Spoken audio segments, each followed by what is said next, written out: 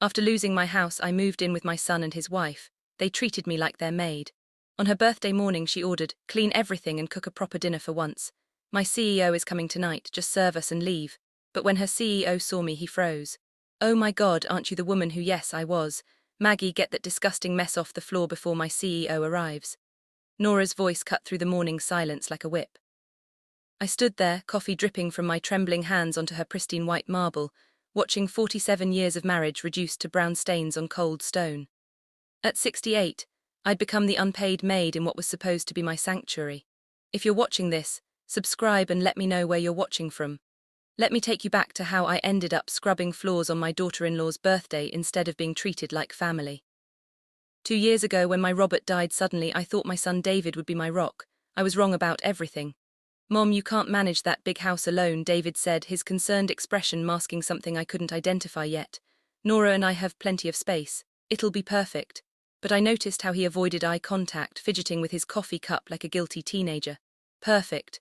That word should have been my first warning. The house sale happened faster than I could process my grief. David handled everything while I was drowning in funeral arrangements and insurance paperwork. "Don't worry about the details. Mom, we'll take care of you," but care and control, I learned, are two very different things. The first month felt like an extended visit. Nora smiled when David was around, asked about my day, even cooked my favorite pot roast once. But when David traveled for work, which was often, the mask slipped. "Maggie, since you're not working, maybe you could help with the dishes." Became, "Maggie, the kitchen's a disaster, clean it up." Small requests became demands, suggestions became orders. David noticed, I'm sure he did. I caught him watching sometimes when Nora snapped at me about loading the dishwasher wrong or folding towels incorrectly. But he'd just clear his throat and find somewhere else to be. The guest room became my prison.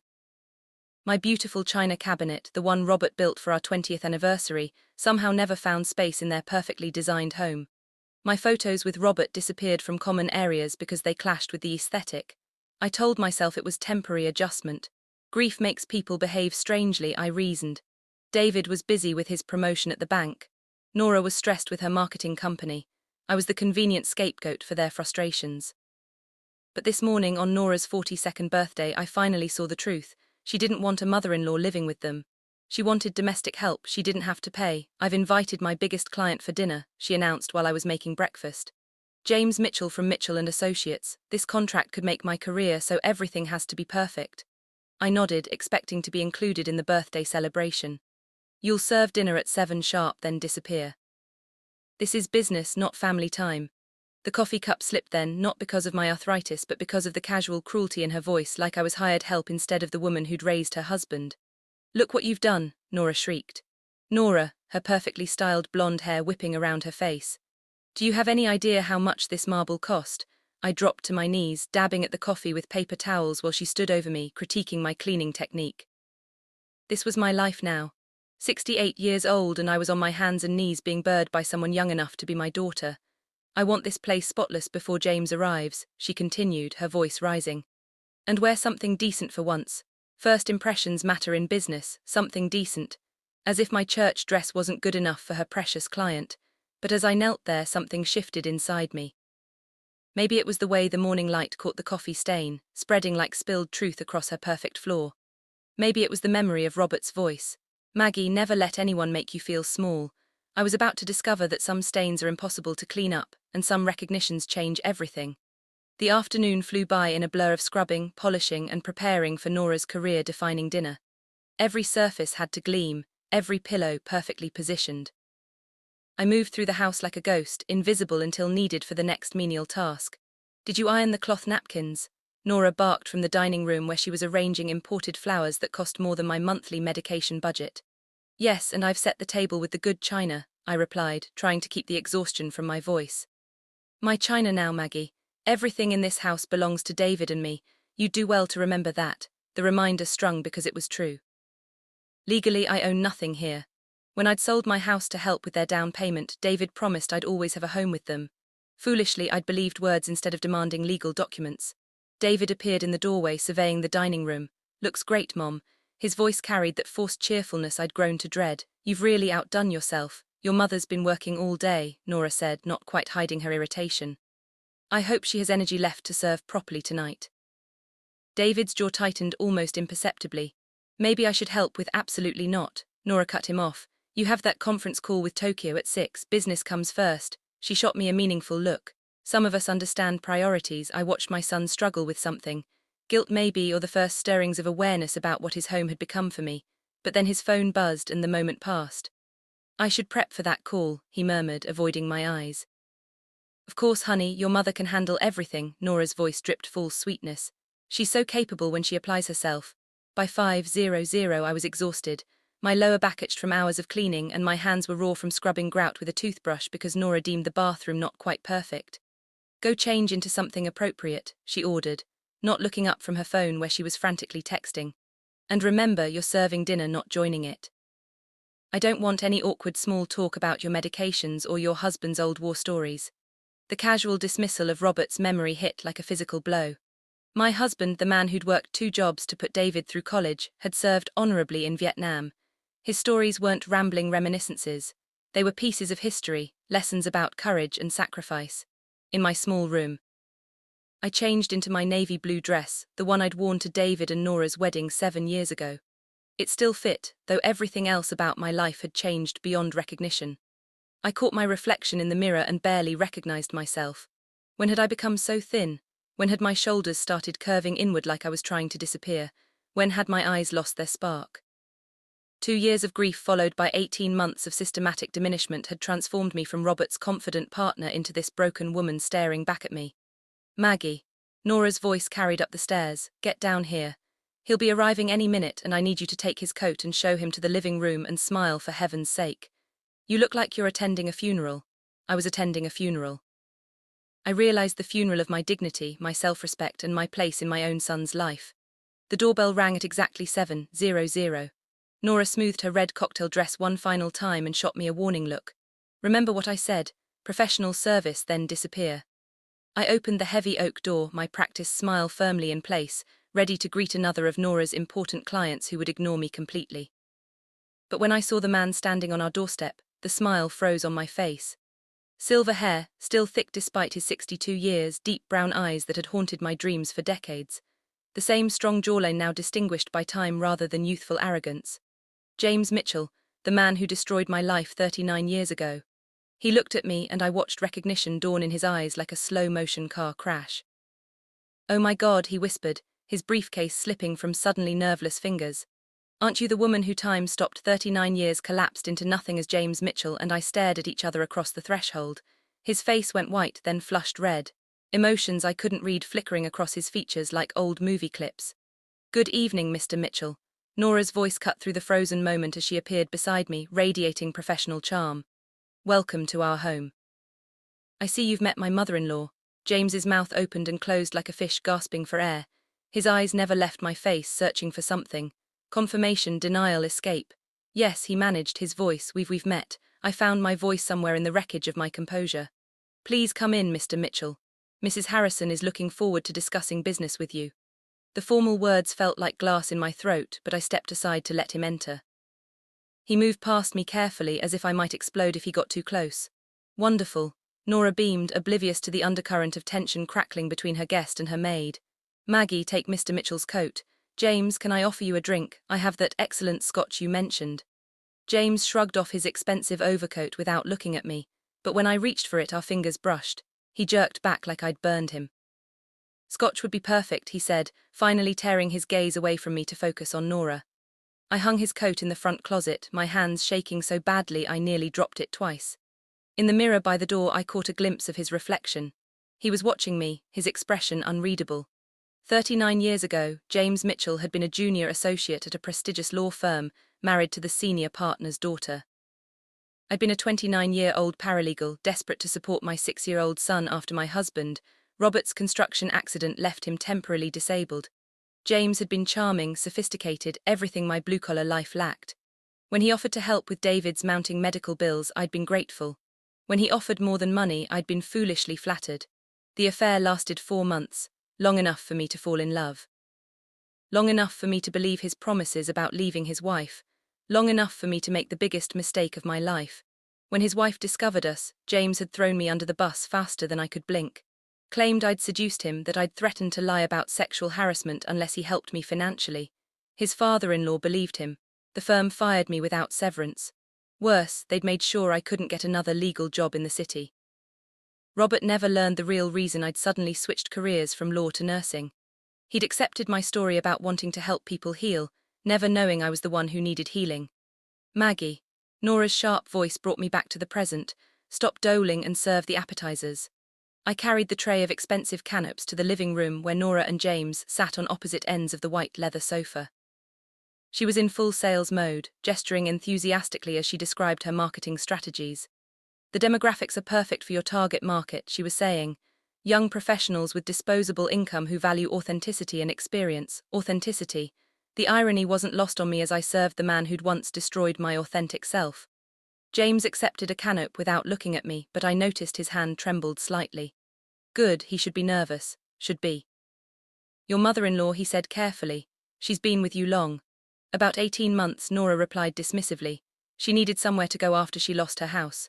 Family obligation, you know how it is. Lost her house. Such a simple phrase to describe the financial catastrophe that followed Robert's death. Medical bills, funeral expenses, and a reverse mortgage I hadn't understood properly had consumed everything we'd built together. Family obligation, James repeated slowly, his eyes finding mine again. Yes, I do know how complicated family relationships can be. The weight of his stare made my skin crawl. What was he thinking? Was he remembering that terrible day in his father-in-law's office when he'd sat silent while I was accused of extortion? Or was he calculating how my presence here might threaten his current life? Dinner will be ready in 15 minutes, I announced, setting down the tray. Perfect timing, Nora smiled. Maggie's an excellent cook, she's been such a help around the house. Help, like I was a charity case instead of family. I retreated to the kitchen, but their voices carried through the serving hatch. She seems familiar, James was saying. Have we met before? I doubt it, Nora laughed. Maggie's lived a very simple life. This is probably the most sophisticated evening she's ever witnessed. Simple life. If only she knew how complicated my life had once been, or how much more complicated it was about to become. The prime rib roast sat on the kitchen counter, perfectly cooked and resting under foil, while I tried to steady my nerves enough to carve it properly. Through the serving hatch, I could hear Nora's animated conversation about market penetration and brand positioning, but my attention kept drifting to James's voice. He sounded different now, more confident, more polished than the insecure young lawyer who'd whispered promises in my ear 39 years ago. Success had given him gravitas, but I wondered if it had given him a conscience. Maggie, we're ready for dinner, Nora called. I arranged the sliced beef on the platter with roasted vegetables and Yorkshire pudding, my hands moving automatically while my mind raced. What did James want? Why hadn't he said anything about recognizing me? Was he protecting his reputation or planning something worse? In the dining room, I served them with the invisible efficiency Nora demanded. James watched my every movement, his fork hovering over his plate like he'd forgotten how to eat. This looks incredible, he said, but he was looking at me, not the food. Maggie's full of surprises, Nora replied, cutting delicately into her beef. You'd never guess she used to work in law offices before she became a nurse. James's fork clattered against his plate. Law offices? Oh yes, years ago before she had to change careers. Weren't you a paralegal or something, Maggie? Yes, I said quietly, I was a paralegal. Which firm? James' voice was carefully neutral, but I caught the tension underneath. This was dangerous territory. If I mentioned Hartwell, Kingston and Associates, he'd know I remembered everything. If I lied, he'd know I was hiding something. It was a long time ago, I said diplomatically. I found nursing more fulfilling. How admirable, James murmured, helping people heal instead of fighting legal battles. The words hit like a slap. He was reminding me of what he'd taken from me. Not just my job, but my faith in justice, my trust in people, my belief that hard work and integrity mattered. Yes, well, some battles aren't worth fighting, I replied, meeting his gaze directly for the first time since he'd arrived. Understanding flickered in his eyes. He knew that I knew. More importantly, he knew I'd chosen not to expose him. Maggie, we're perfectly capable of serving ourselves, Nora said irritably. You can clear the appetizer plates and start on the dishes. I gathered the plates with practiced efficiency, but as I reached across James for his bread plate, he caught my wrist. Excuse me, he said to Nora, might I use your restroom? Of course, upstairs, second door on the right. As I headed toward the kitchen, James followed close behind. In the hallway out of Nora's line of sight, he grabbed my arm. We need to talk, he whispered urgently. No, we don't, I pulled away from his grip. That conversation happened 39 years ago. Remember, you made your position very clear. Please, you don't understand, I understand perfectly. My voice was low but fierce. You threw me to the wolves to save yourself. End of story, there's more to it than that. Things you don't know, I laughed bitterly. What could I possibly not know? You were married, I was disposable. Your career mattered more than my life, pretty simple math. My wife was pregnant, he said quietly. 3 months pregnant when she found out about us. The words hit me like a physical blow. In all these years, through all my anger and hurt, I'd never known that detail. She threatened to leave, take the baby. Her father would have destroyed me completely. But more than that, she threatened to hurt herself if I admitted the affair was mutual. So you made me the villain. I was 31 years old and terrified. His voice cracked. I made a terrible mistake. Yes, you did, and I paid for it. From the dining room, Nora's voice called out, James, everything all right? Fine, he called back, never taking his eyes off me. Margaret, please, can we talk after tonight, away from here? My name is Maggie now, I said coldly. Margaret died 39 years ago in your father-in-law's office, and no, we cannot talk. You're here for business with my daughter-in-law. Conduct your business and leave, but I need to explain. The bathroom is upstairs, I said loudly enough for Nora to hear. Second door on the right. I walked away, leaving him standing in the hallway with his guilt and his excuses, but my hands were shaking so badly I had to grip the kitchen counter to stay upright. After all these years, James Mitchell was back in my life, and somehow I knew this was just the beginning. The rest of dinner passed in a blur of forced normalcy. I served the lemon tart dessert, refilled wine glasses and cleared plates while Nora sealed what she believed was a business deal with the man who'd once tried to destroy me. James signed a preliminary agreement with steady hands, but I noticed he barely touched his food. This calls for champagne, Nora declared when the paperwork was complete. Maggie, bring us the Dome Perignon from the wine refrigerator. As I poured the expensive champagne, James raised his glass. To new partnerships, he said, his eyes finding mine over the rim. And to second chances, second chances. The phrase echoed in my head as I cleaned the kitchen after they'd moved to the study to finalize details. What did he mean? What kind of second chance could exist between us after 39 years of silence? David appeared in the kitchen doorway, loosening his tie. How did dinner go? Everything okay? I studied my son's face, noting the tension around his eyes. The way he kept glancing toward the study where Nora's laughter carried down the hall. Fine, I said carefully. Your wife seems pleased with her new client. Good, she's been stressed about landing bigger contracts. He hesitated. Mom, about earlier when Nora was giving you instructions about tonight. My heart leaped. Finally, he was going to acknowledge what had become obvious to everyone except him. I know she can be particular about how things are done, he finished lamely. Particular, such a gentle word for cruelty. Your wife has high standards, I said diplomatically. She does, he shifted uncomfortably. But maybe we could work out a better system, for household responsibilities, make things more fair, more fair. After 18 months of being treated like hired help, he was finally noticing. But his solution was a better system, not addressing the fundamental problem. That would be nice, I said, though we both knew nothing would change. David talked a good game when his conscience bothered him, but when push came to shove, he'd choose the path of least resistance. Maggie, Nora's voice carried from the study. Mr. Mitchell is leaving, see him out, please. I dried my hands on the dish towel and walked to the front hall where James stood putting on his overcoat.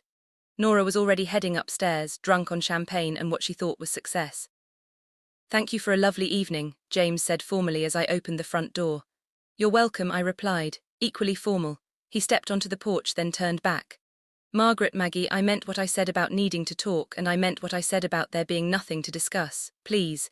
His voice dropped to an urgent whisper. There are things you need to know about what really happened, about what I did afterward. After you destroyed my career and reputation, what could you possibly have done afterward that matters? I tried to help quietly without you knowing when David needed surgery for his leg condition. Stop right there. My voice was sharp enough to cut glass. Don't you dare take credit for my son's recovery. I'm not taking credit. I'm just saying you're saying nothing because you did nothing. My husband and I handled David's medical needs ourselves. Thank you very much. But even as I said it, doubt crept in. That anonymous donation that had covered David's experimental surgery when he was 8, we'd never learned who made it. The insurance settlement that had come through faster than expected. Small business contracts that had appeared just when Robert's company needed them most. Good night, Mr. Mitchell, I said firmly, closing the door.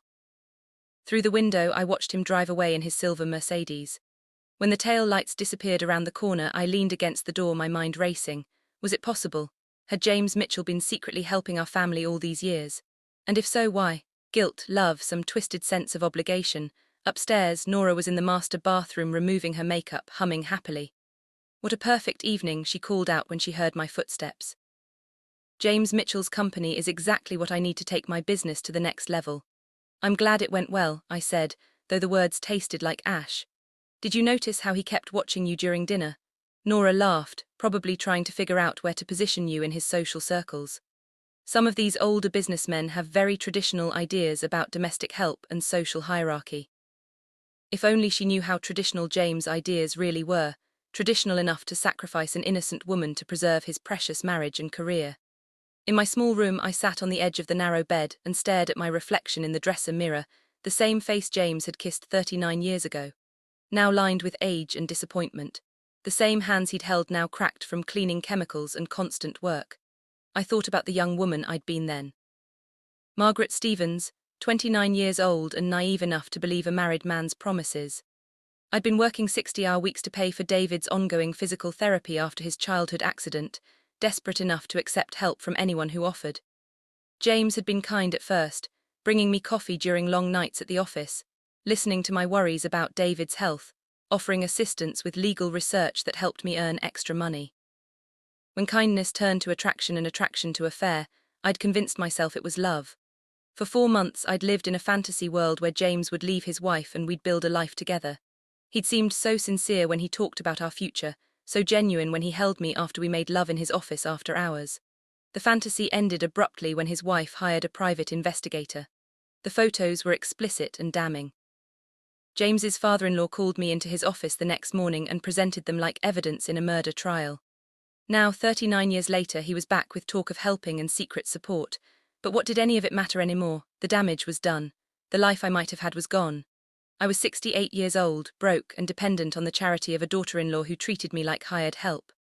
James Mitchell was successful, wealthy and respected. Some second chances come too late to matter. The next morning arrived grey and drizzling, matching my mood perfectly. I was in the kitchen early preparing Nora's usual Greek yogurt with organic berries and artisanal granola when she swept in wearing her Powers suit and Triumph like expensive perfume. "I can't stop thinking about last night," she announced, pouring herself coffee from the machine that cost more than my monthly grocery budget. James Mitchell could transform my entire business. I continued arranging berries with mechanical precision, trying not to think about how James had looked at me across the dinner table. "Did you know his company represents some of the biggest luxury brands in the Northeast?" Nora continued, checking her reflection in the chrome surface of the refrigerator. "This preliminary agreement could be worth hundreds of thousands over the next 2 years. That's wonderful," I murmured, though the words felt like swallowing glass. He specifically mentioned wanting to work closely with me on campaign development. "Can you imagine?" She paused, studying my reflection behind hers. "You were unusually quiet during dinner. I hope you weren't intimidated by having such an important guest." "Intimidated, if only it were that simple. I was focused on service," I replied carefully. "You emphasized how important this dinner was." "Well, you did adequately, though. Next time, try to smile more. You looked like you were attending a wake." She grabbed her breakfast bowl and headed toward the door. "I'm meeting with my design team this morning to start preliminary concepts. Clean David's study today. He's been complaining about dust on his books." After she left, I stood in the kitchen, listening to the silence. The house felt different now, contaminated by James' presence and the memories he'd stirred up. I'd spent 39 years building a life after the devastation he'd caused. Robert had never known why I'd suddenly switched from law to nursing school, accepting my explanation about wanting to help people heal. The irony was that nursing had saved me. Caring for others had slowly healed the wounds James had inflicted, though the scars remained. I'd found purpose in my work, pride in my skills, and eventually love with Robert that was genuine and uncomplicated. Now cleaning David's study, surrounded by law books and legal journals, I couldn't escape the reminder of what I'd lost. I'd been good at legal work, sharp and intuitive. James himself had praised my research skills and attention to detail. The phone rang as I was dusting David's diplomas, unknown number with a local area code. "Hello, Maggie, it's James Mitchell." My hand tightened on the receiver. "How did you get this number?" "Directory assistance." "Listen, I know you don't want to talk to me, but there are things you need to know about what happened after that day in Hartford's office." "I know what happened. I lived through the consequences. You only know part of it." His voice was urgent, almost desperate. "There's more things I did afterward. Things that might change how you see." "Nothing changes what you did," I interrupted. "Nothing justifies letting them destroy me to save yourself. My wife didn't just threaten to leave. She threatened to hurt herself. The stress of the affair had already caused spotting.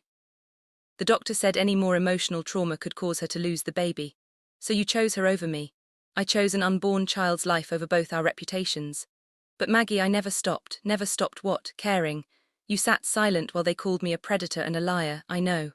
And it's eaten at me for 39 years, that's why I need to tell you. I hung up the phone, but his words echoed in the empty study. And for the first time in 39 years, I wondered if the story I'd been telling myself was complete. Had I been sacrificed to save more than just James's career? Had there been a desperate woman and an unborn child in the balance? The knowledge didn't heal the wounds, but it complicated them in ways I wasn't prepared to handle. And deep down, a treacherous part of me wanted to know what he'd meant about helping afterward. Outside, the rain continued falling, washing the world clean while my past refused to stay buried. 3 days after James's phone call, I made a decision that would have shocked the old Maggie. I called him back. "We need to meet," I said without preamble when he answered. "But not here and not anywhere Nora might see us." "Thank you," he breathed. "There's a small cafe on Elm Street near the library." "Murphy's, can you meet me there at 2? I almost laughed at the irony. Murphy's had been my refuge during those awful weeks after I'd lost my job, when I'd sit for hours over a single cup of coffee, scanning want ads and trying to figure out how to rebuild my life. "I know it," I said simply. Murphy's hadn't changed much in 39 years. Same red vinyl booths, same smell of coffee and grilled cheese sandwiches. James was already there when I arrived, looking uncomfortable in his expensive suit among the working-class locals. I slid into the booth across from him, noting how his hands shook slightly as he lifted his coffee cup. "You look good," he said quietly. "Older, obviously, but good. Strong appearances can be deceiving," I replied. 39 years ago you taught me that lesson very thoroughly," he winced. "I deserve that, I deserve much worse." Our waitress, a woman about my age with kind eyes, approached with a coffee pot. "What can I get you, honey? Just coffee, please, black." James waited until she'd moved away before speaking again. "I need you to understand something about that day in my father-in-law's office. I understand perfectly. You chose your family over me. I chose my unborn child's life over both our futures." I studied his face, looking for signs of deception. "You really believe that justifies what you did?"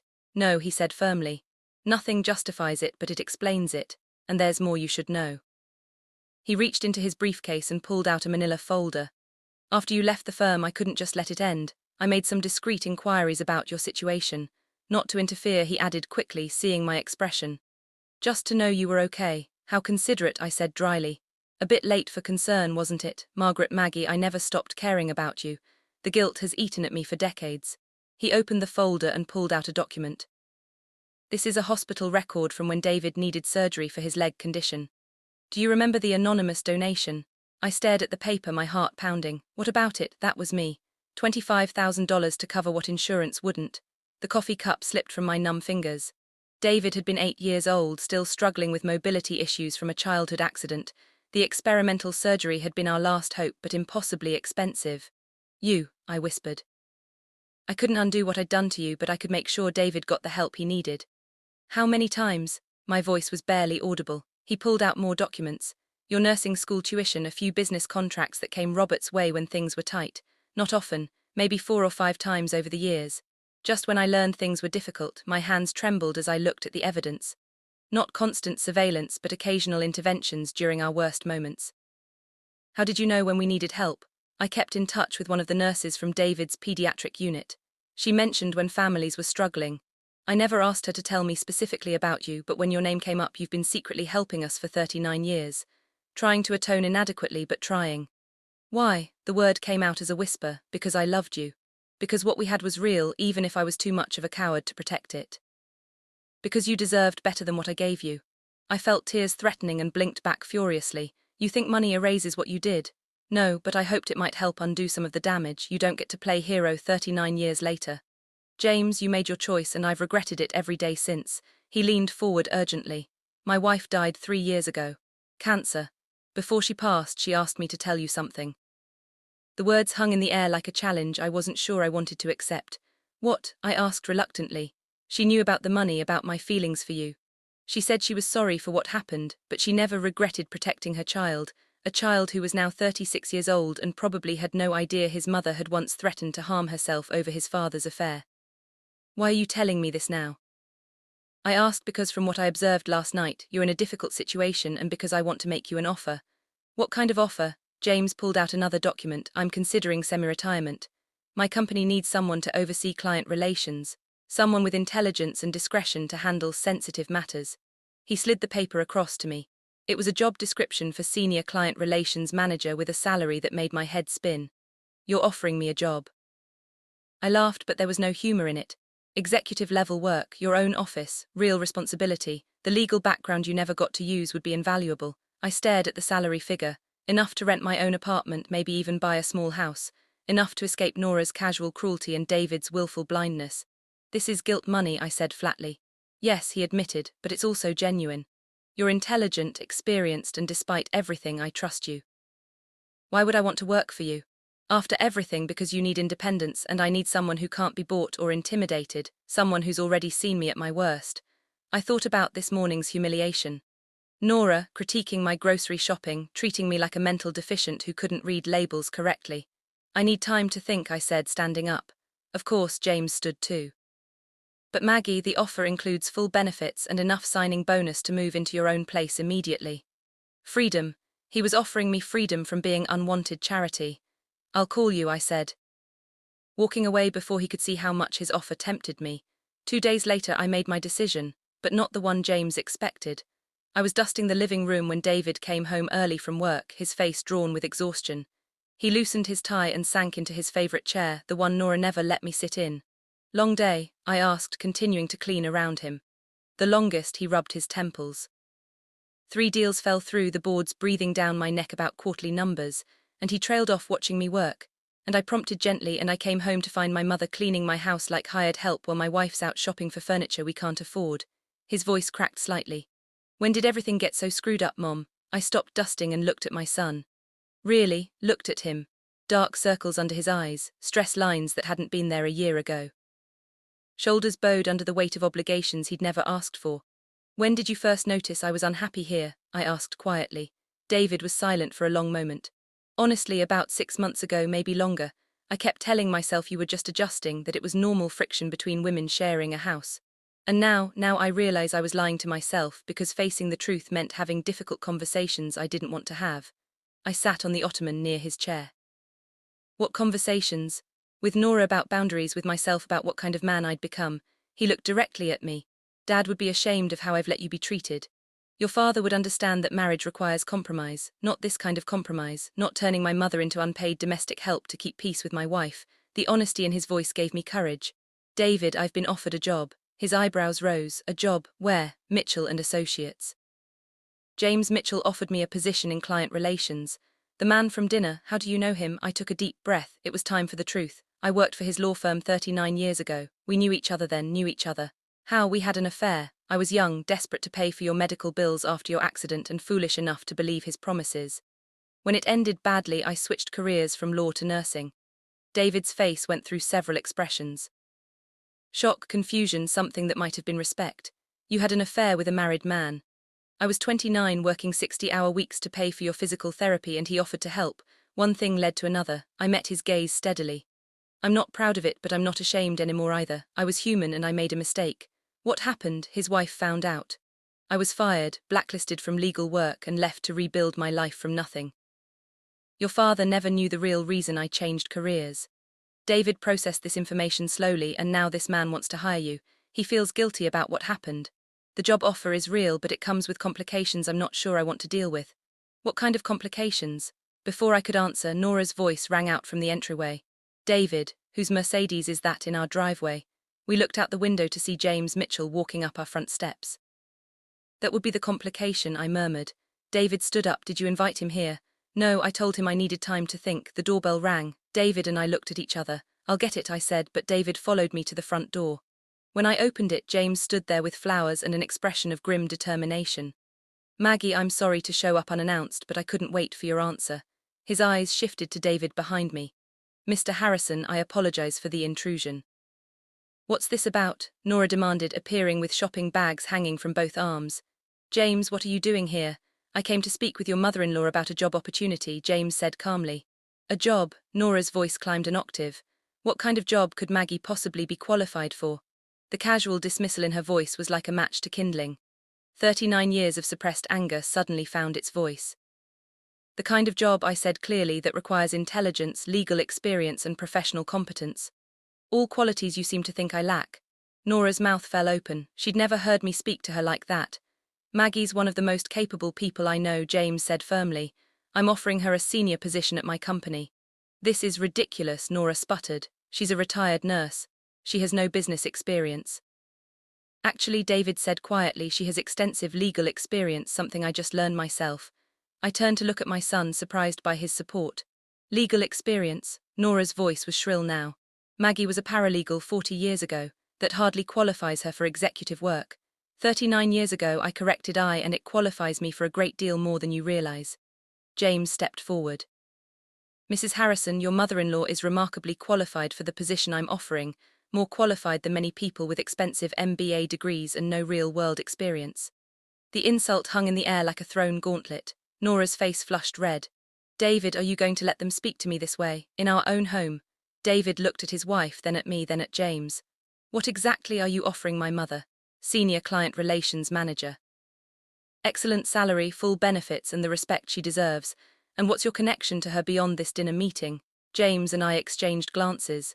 The truth was going to come out anyway. We have a complicated history, James said diplomatically. But that doesn't change the fact that she's perfect for this position. I could see the moment when Nora connected the dots.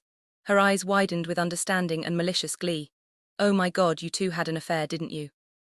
The silence following Nora's accusation was deafening. David's face went through several emotions, surprise, understanding, and something that looked almost like admiration. Yes, I said simply. 39 years ago, James and I had an affair. It ended badly, and I've spent decades rebuilding my life after the consequences. I knew it, Nora crowed. I knew there was something off about last night, the way you looked at each other, the tension at dinner. She turned to David triumphantly. Your mother is having an affair with my client. Had I corrected calmly. Past tense, and he's offering me a job, not a relationship. This is completely inappropriate, Nora continued, warming to her theme. Woman your age carrying on with married men. I'm a widower, James interrupted coldly. And Maggie is a widow. We're both free adults. Adults who destroyed a marriage 39 years ago. Nora's voice rose. How do I know you won't do it again? How do I know this job offer isn't just an excuse to continue your affair? I felt something snap inside me. 39 years of carrying shame for a mistake I'd made as a young woman. 18 months of being treated like hired help. Weeks of Nora's casual cruelty. It all crystallized into a moment of perfect clarity. You know what, Nora, I said, my voice deadly quiet.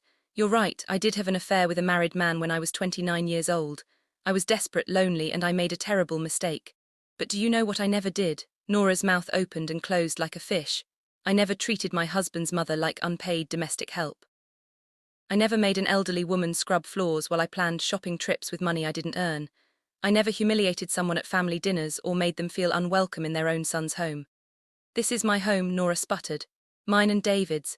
Yes, it is, and I've been reminded of that fact every single day for 18 months. I turned to David. Your wife is right about one thing. This situation is completely inappropriate, but not for the reasons she thinks. David's face was pale. Mom, no, let me finish. I turned back to Nora. You want to judge me for a mistake I made 39 years ago. Fine, but I've spent those 39 years earning my redemption. I became a nurse, I helped people heal, I raised a good son, and I loved my husband faithfully until the day he died. What have you done to earn the respect you demand from others? How dare you, how dare I what? Speak the truth. Point out that you've spent our entire relationship making me feel small and unwanted, that you've turned my son's home into a place where I'm tolerated at best and degraded at worst. James stepped forward. Perhaps we should discuss this privately. No, I said firmly. This conversation is long overdue. I looked directly at David.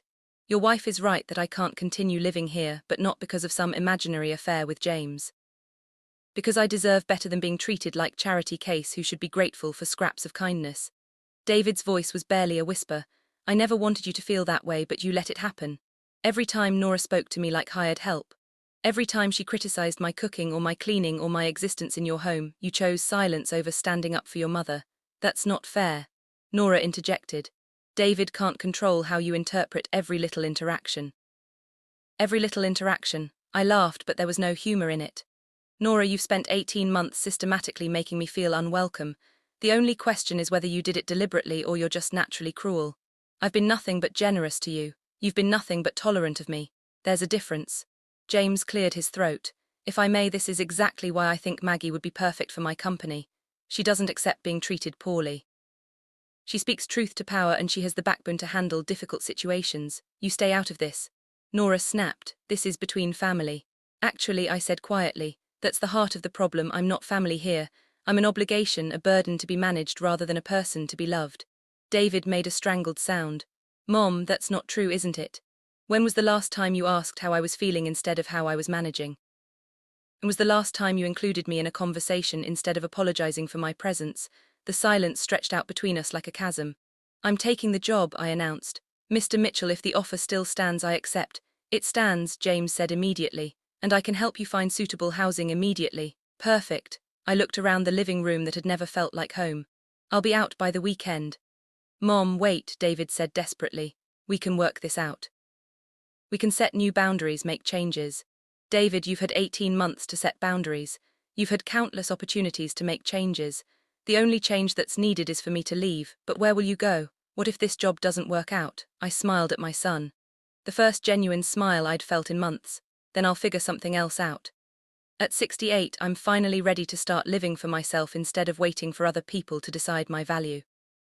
Nora was sputtering about disrespect and ingratitude, but I was no longer listening. For the first time in years, I felt like myself again, strong, capable, and finished with accepting less than I deserved. I'll call you tomorrow about start dates and logistics, I told James. I'll look forward to it, he replied. As I walked upstairs to begin packing, I heard David trying to salvage the situation with Nora. Heard her demanding he choose between his wife and his mother. But their voices faded as I closed my bedroom door. For the first time in 18 months, I was making decisions for myself, and it felt like coming back to life. Moving day arrived with crisp October sunshine and a sense of possibility I hadn't felt in years. James had helped me find a small apartment downtown, 1 bedroom, hardwood floors and windows that actually opened. More importantly, it was mine. David had been awkwardly helpful, carrying boxes and making stilted conversation while carefully avoiding the elephant in the room. Nora had made herself scarce, claiming a sudden urgent need to visit her sister in Philadelphia. This is a nice place, Mom, David said, setting down the last box in my new living room. Good light close to everything. It suits me, I replied, already mentally arranging furniture. He lingered in the doorway, hands shoved deep in his pockets. Are you sure about this job? Working for someone you have history with? I'm sure about needing to work, and I'm sure about being good at the job. The history is just that, history. And if old feelings resurface, I looked at my son. Really looked at him. He'd lost weight in the past week, stress etching new lines around his eyes. Whatever was happening in his marriage since I'd left, it wasn't going well. David, 39 years ago, I made a mistake with James Mitchell. But I also discovered something about myself. I'm capable of surviving anything, even betrayal, even starting over with nothing. That woman who fell for a married man's promises, she's not me anymore. I know, I just worry. Don't worry about your own marriage. Worry about whether you can be happy with someone who treated your mother the way Nora treated me. David's face crumpled slightly. It's been difficult since you left. She's angry all the time, saying you've poisoned me against her. Have I? No, you've just helped me see what was already there. He sank into the one chair I'd unpacked. I don't know if we can fix this, Mom. I don't know if we should fix this. That's not my decision to make. But if I asked for your advice, I considered my words carefully. I'd say that marriage is hard work, but it shouldn't be constant work, and it should never require you to choose between your spouse and your basic human decency. He nodded slowly. She wants me to cut off contact with you, says if I keep seeing you, it proves I'm choosing you over her. And what do you want? I want my mother in my life. And I want a wife who understands that family doesn't end when you say I do. The conversation was interrupted by a knock at the door. James stood in the hallway holding a bottle of champagne and wearing the slightly uncertain expression of a man venturing into unfamiliar territory. I hope I'm not interrupting, he said. I wanted to welcome you to the neighborhood. James, this is my son, David. David James Mitchell. The two men shook hands with the careful politeness of people navigating complicated waters. Thank you for giving my mother this opportunity, David said. She needs to work, needs to feel useful again. I'm the one who should be thankful. Your mother is going to be invaluable to my company. I should go, David said, gathering his jacket. Let you get settled. He kissed my cheek. Call me if you need anything, anything at all. After he left, James and I stood in my empty living room, the champagne bottle between us like a question neither of us was ready to ask. This is awkward, I said finally. Incredibly awkward, he agreed, but also necessary. We're going to be working together, Maggie. We need to establish some ground rules such as the fact that what happened 39 years ago stays 39 years ago. This is a professional relationship, nothing more. Agreed. And if either of us feels uncomfortable with the arrangement, we address it immediately and honestly. Also agreed. He set the champagne on my kitchen counter. Good. Now would you like to know about your office? For the next hour, James told me about Mitchell and Associates, the clients I'd be working with, the projects that would be my responsibility. Real work, important work, the kind of intellectual challenge I'd been craving without realizing it. One more thing, he said as he prepared to leave. The position comes with a company car. Nothing fancy but reliable transportation. I stared at him. A car, client meetings, site visits, it's a necessary business expense. James, you don't need to, it's not charity, Maggie, it's a standard executive benefit. Don't read more into it than that. But as I watched him drive away in his Mercedes, I wondered if either of us was capable of keeping this relationship purely professional. Too much history, too many unresolved feelings, too much guilt and forgiveness, and the strange comfort of being understood by someone who'd known you when you were young and foolish. 3 days later, I started work at Mitchell & Associates. My office was on the 10th floor with a view of the city. My nameplate read Margaret Harrison, Senior Client Relations Manager, and for the first time in decades I felt like myself again. The work was challenging, requiring all the legal knowledge I'd accumulated over the years, plus skills I'd developed in healthcare administration. I managed client expectations, resolved conflicts, and discovered I had a talent for negotiation that surprised everyone, including myself. "You're wasted on client relations," my assistant Linda told me after I'd successfully mediated a dispute between 2 major accounts. "You should be running this place." But I was content to be running my own life again. Small apartment, modest salary, work that mattered. It felt like luxury after 18 months of being unwanted charity. The only shadow on my newfound independence was David. He called every few days, conversations that grew increasingly strained as his marriage continued to deteriorate. Nora had issued ultimatums. Demanded he choose between his wife and his mother, threatened to leave if he didn't cut me out of his life completely. "I don't know what to do," he confessed during one particularly difficult call. "She says, seeing you makes me impossible to live with. And what do you think? I think seeing you reminded me what self-respect looks like." 2 weeks later, David showed up at my office unannounced. His face was haggarded, his eyes red-rimmed with exhaustion. "I need to tell you something," he said without preamble. "Nora filed for divorce yesterday." I sat down my coffee and studied my son's face. He looked like a man who'd been carrying a crushing weight and finally set it down, exhausted but somehow lighter. "How do you feel?" I asked carefully. "Relieved," he said, then seemed surprised by his own honesty. Guilty about feeling relieved, but relieved nonetheless. "What happened?" David sank into the chair across from my desk. "She gave me an ultimatum.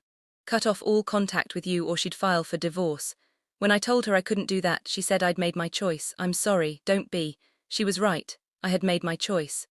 I chose to be the kind of man Dad raised me to be instead of the kind of man she wanted me to become." Through my office window, I could see traffic moving through the city centre. People going about their daily lives while my family reconfigured itself around honesty instead of convenience.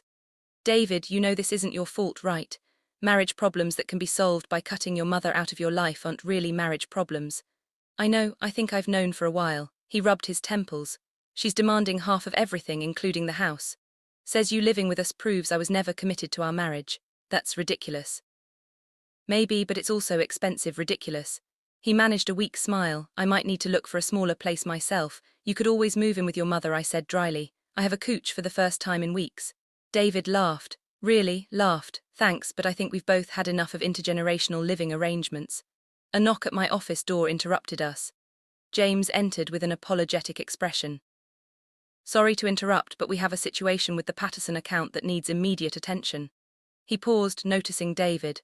"Oh, hello again, James. This is my son, David.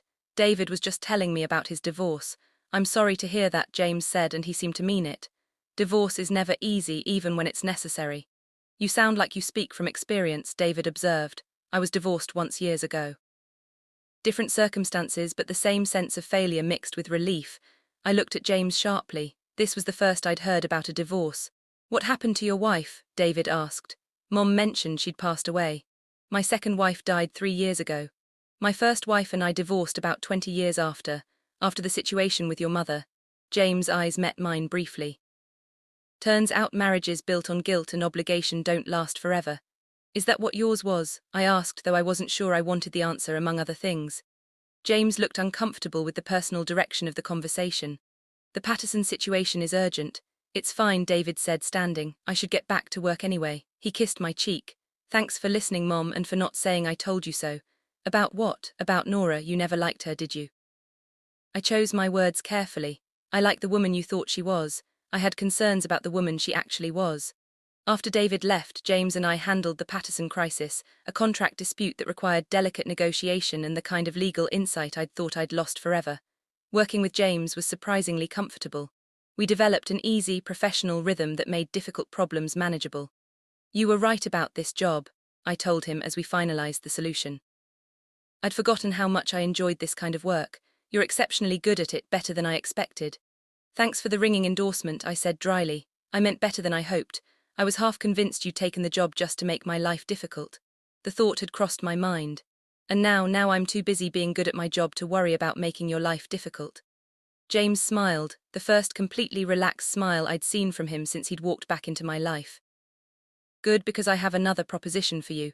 If it involves anything personal, it's business mostly. He pulled out a folder. I'm considering full retirement. The company needs someone to take over day-to-day operations. Someone with legal background, business acumen, and the respect of our clients. I stared at the folder without opening it. You're offering me your job. I'm offering you the chance to run Mitchell and Associates. Full partnership, decision-making authority, substantial salary increase. James, before you say no, consider this. You've already proven you can handle the work. Our clients respect you, and frankly, you're better at managing people than I ever was. I opened the folder and looked at the partnership agreement. The salary was more money than I'd ever imagined earning. The responsibilities were exactly the kind of challenge I'd been craving. Why? I asked. Because 39 years ago I destroyed your legal career. This is my chance to give you a better one than you ever could have had before. And what happens to you?